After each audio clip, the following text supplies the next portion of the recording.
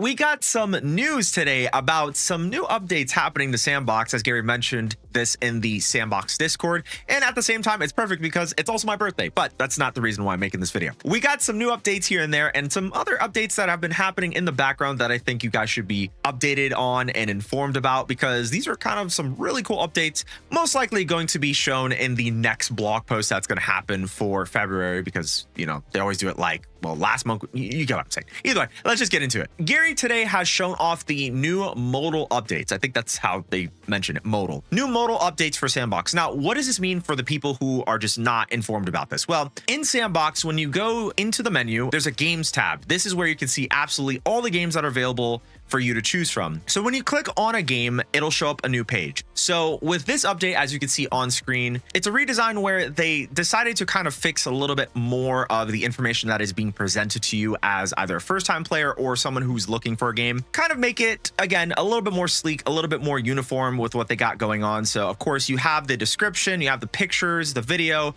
plus on the side, you can also see how many people absolutely love the game, like it, dislike it, reviews. It is really nice. It looks really clean. And I'm very glad to see that there is more updates that are happening for the menu and the UI. Honestly, in my opinion, I would have to say, I know, opinion incoming. I would have to say when it comes to Sandbox's menu, specifically on the games tab, as you can see on the left side, there is this very long wall of text, which every single type of genre, including some of the, I guess, like subgenres of each one of them. And while it is informative, it also looks crazy. And I know they're probably going to go and update it at some point, but I'm waiting for that update because the last UI they had, it was really good, but I understand, especially with what Gary most likely wants to do. This was the current version that they were thinking about doing, and hopefully it gets another facelift. So there's numerous amounts of updates that have been happening to Deathmatch, which is the game that Facepunch is working on within Sandbox.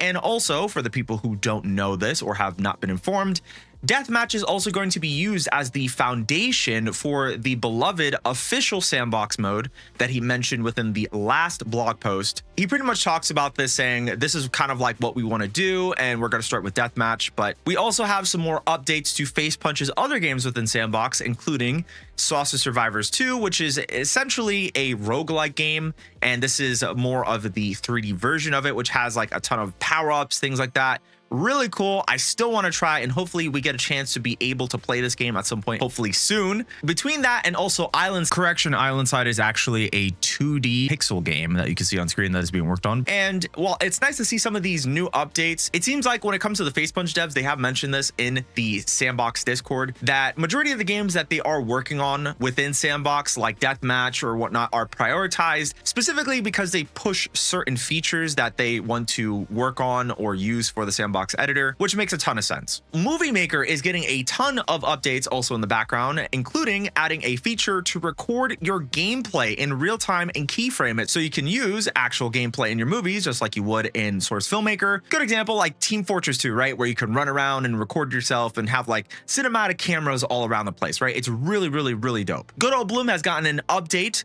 currently named as Bloom 2 Electric Boogaloo. I just added that in there.